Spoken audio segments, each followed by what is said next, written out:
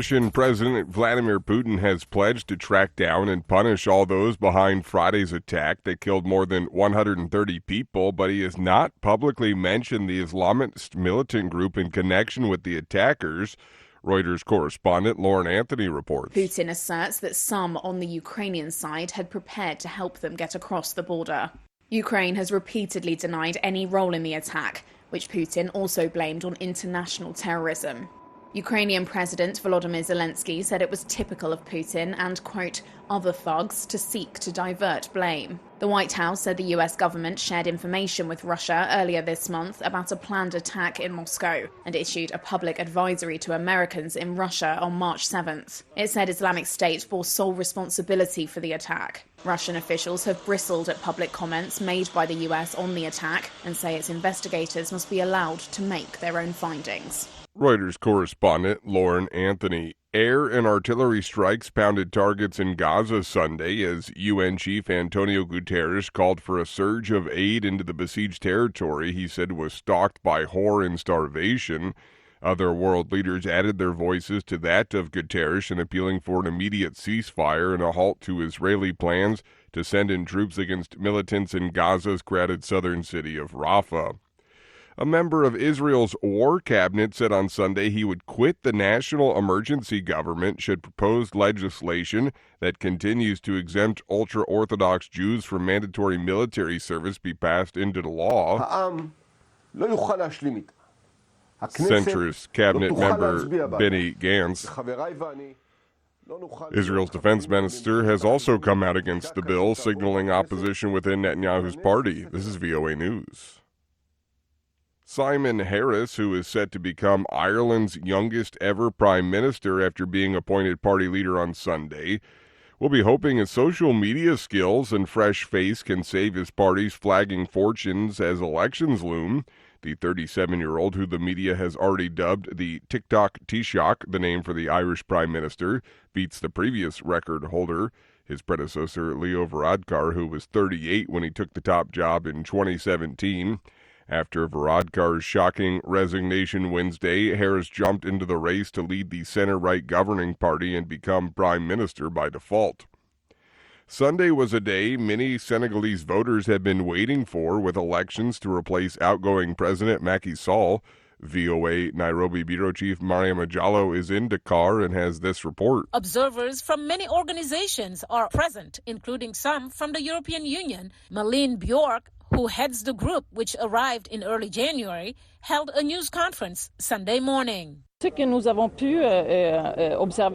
She notes the material was in place and the rules were followed by all voting centers. Senegal has always been seen as a stable democracy in a region plagued by coups until recently, when President Sall tried unsuccessfully to postpone last month's elections by 10 months.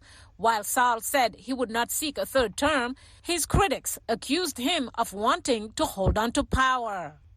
Mariama Diallo, VOA News, Dakar, Senegal. Over 130 of the nearly 300 abducted schoolchildren in Nigeria's north were freed on Sunday after weeks in captivity. AP correspondent Karen Chamas reports. The children were rescued more than 124 miles away from their school in Kaduna, according to a Nigerian military statement. In the northwestern state of Kaduna, 287 students were marched into the forests as terrified families watched helplessly. No group has claimed responsibility for the kidnapping, which locals have blamed on bandit groups known for mass killings and kidnappings for ransom. Nigeria's president vowed to return all the children home without paying a dime. However, ransom is usually paid by the children's families and not mentioned by authorities. I'm Karen Chamas.